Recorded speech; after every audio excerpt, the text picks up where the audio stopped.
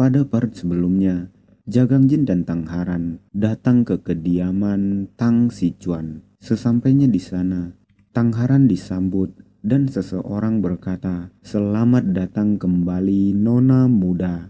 Klan utama sudah menyiapkan pesta pernikahan Anda." Wanita yang menyapanya mengarahkan Tang Haran, tapi saat Jagangjin akan mengikutinya, Jagangjin dihentikan oleh para penjaga.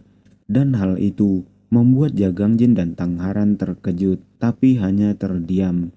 Melihat mereka dipisahkan, Tang Haran hanya menoleh ke arah Jagangjin dalam diam. Lalu wanita yang menyambut Tang Haran memanggil Tang Haran Nona muda, lalu memintanya untuk mengikutinya.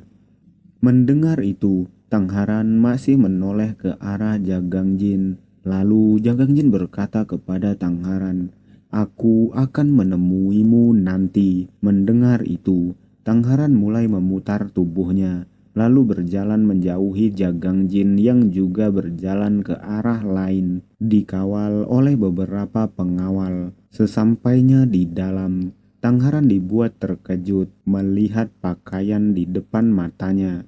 Dia berkata, "Ini." Tapi sebelum dia menyelesaikan kalimatnya, wanita yang ada di sampingnya berkata, "Ini adalah jubah dan mahkota Phoenix untuk pernikahan Anda, Nona muda." Wanita itu menunduk ke arah Tang Haran, lalu melanjutkan, "Kepala keluarga telah memesan ini dan sudah siap untuk nanti Anda pakai." Mendengar itu, Tang Haran hanya diam, lalu mencoba memegang baju itu. Setelah menyentuh kain baju itu, Tang Haran bergumam, "Aku tidak pernah berpikir istilah pernikahan akan menjadi sesuatu yang relevan dalam hidupku. Tapi sebentar lagi aku akan memakai gaun ini. Namun, apakah aku bisa menikahi seorang ksatria seperti Jin begitu saja?"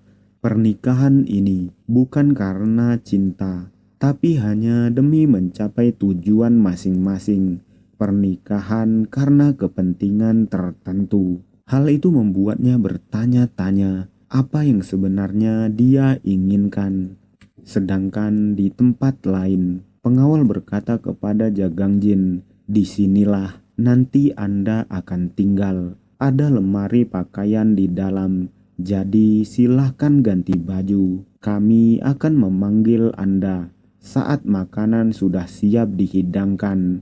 Pengawal itu menundukkan kepalanya ke arah Jagangjin, lalu meninggalkan Jagangjin sendiri. Sedangkan Jagangjin hanya berdiri terdiam.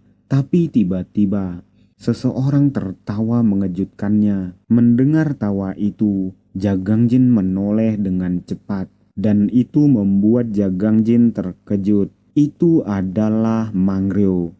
Dia berkata, "Terakhir kali kita berjumpa, terjadi sesuatu yang menyedihkan. Sudah lama kita tidak ngobrol santai seperti ini." Mangryo berjalan mendekati Jagangjin sembari meneruskan, "Apa kau suka dengan calon pengantinmu yang aku kirimkan? Aku berharap kau menyukainya." Melihat Mangryo, Jagangjin terlihat sangat marah. Dengan suara gemetar, dia berkata, "Mangryo." Tapi Mangryo tidak peduli. Dia terus berjalan mendekati Jagangjin sembari berkata, "Walaupun tujuan hidupmu itu terobsesi dengan balas dendam, aku harap kau juga punya kesempatan untuk merasakan banyak hal dalam hidup. Itulah kenapa aku tidak tahan saat melihatmu di usia yang sudah siap untuk menikah. Aku berusaha keras saat memilih calon istrimu. Kau mungkin tidak tahu ini, tapi aku sudah melakukan banyak hal untuk membantumu sampai ke titik ini. Selama proses itu, aku takut kau berhenti di tengah jalan, tapi syukurlah kau berhasil dengan baik." Dan tiba-tiba Mangryo bertanya kepada Jagangjin, Kenapa dari tadi kau menatapku dengan tatapan kosong? Katakan kepadaku apa yang kau rasakan sekarang, atau kau bisa tinggal menyerangku saja. Lidah dan tanganmu tidak akan terpotong. Jadi kenapa berdiri dan diam di situ? Merespon itu, Jagangjin berusaha menahan amarahnya. Dia memejamkan matanya. Melihat itu, Mangrio berdeham, lalu bertanya, "Apa rasa haus darahmu sudah reda?" Menjawab itu, Jagangjin dengan santai berkata, "Sekarang aku sudah sadar.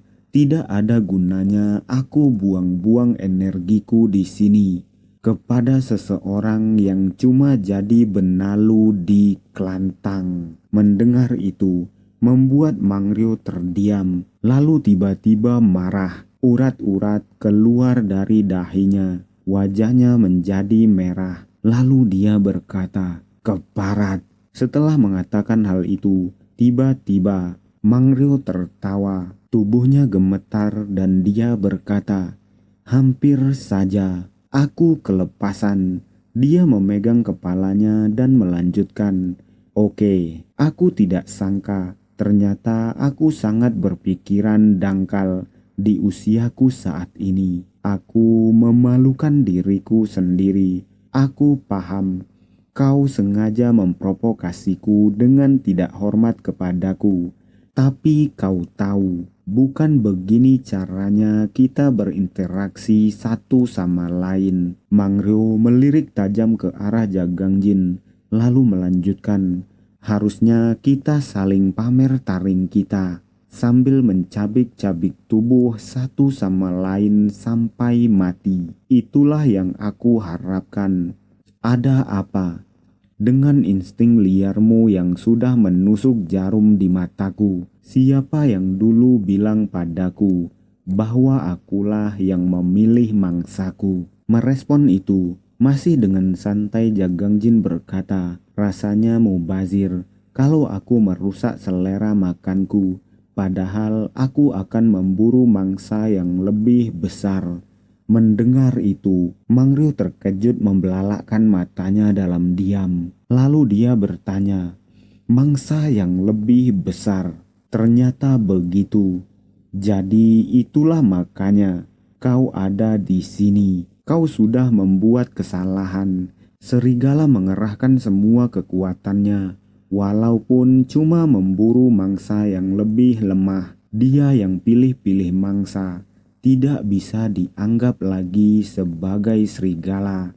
Merespon itu, Jagangjin berkata, "Aku tidak pernah ingin menjadi serigala."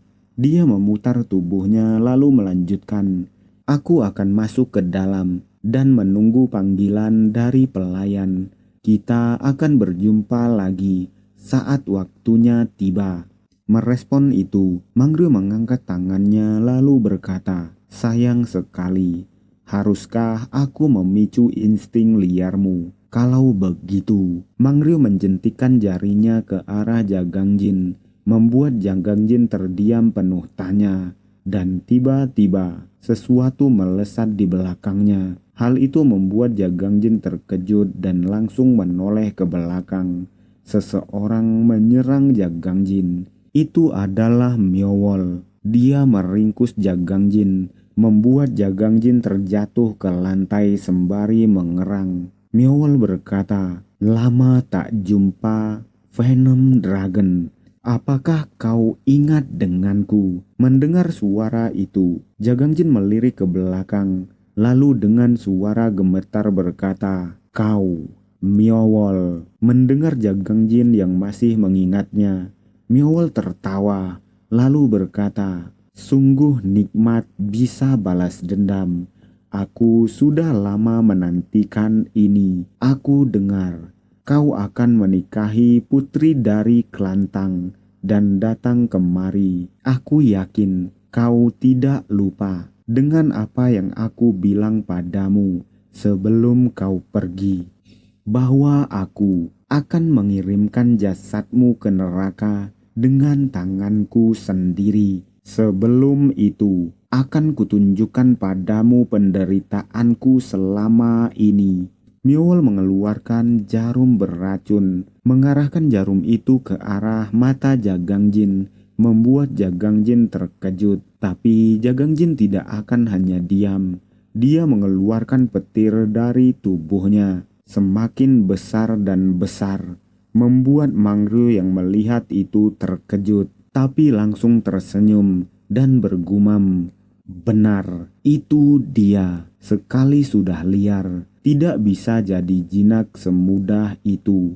Sekeras apapun kau mencoba, kau masih tetap saja seorang monster. Sekarang, karena sudah terbukti, rasanya sudah cukup jelas untukku." Tiba-tiba, Mangryo menghentikan Miyawol, meminta Miyawol untuk berhenti, lalu meminta Miyawol untuk pergi bersamanya. Hal itu membuat Miyawol terkejut penuh tanya, lalu berteriak berkata, "Apakah kamu mau memerintahkan aku sekarang?" Merespon itu, Mangryo berkata, "Kau terlalu liar di sini. Kalau kita bikin calon pengantin jadi berdarah-darah, Kelantang pasti akan murka. Kau di sini masih tamu. Jika kau bertindak begini, Sekte Emei akan kena masalah.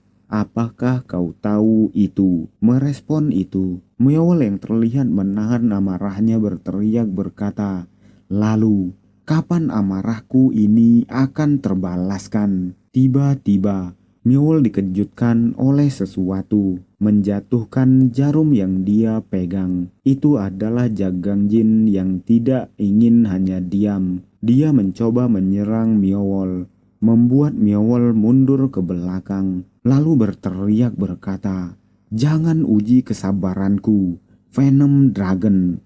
Sedangkan Mangryo hanya terduduk melihat ke arah Jagangjin. Dia berkata, "Kau tidak kebingungan. Kau juga pintar cari kesempatan dalam kesempitan.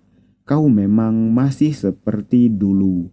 Aku senang melihat sisimu yang ini. Ini baru permulaan dari segalanya. Aku akan menantikan momen yang akan datang." Merespon itu, Jagangjin berkata, "Tidak, itu tidak akan terjadi. Karena mulai sekarang, saat ini, aku akan melakukan hal yang tidak menarik bagimu." Setelah mengatakan itu, Jagangjin menatap ke arah Mangryo dengan raut wajah yang datar. Melihat itu, Mangryo bertanya, "Apakah itu benar? Kalau begitu, akan aku tunggu." Sayangnya, sepertinya kita akan melanjutkan kegiatan ini kapan-kapan, karena seseorang sudah datang. Waktu kita sudah habis. Salah satu pelayan wanita Kelantang datang menjemput Jagangjin. Dia berkata kalau Hades sudah memanggil Jagangjin. Mendengar itu, Jagangjin melirik ke arah wanita itu dalam diam dengan tatapan yang tajam.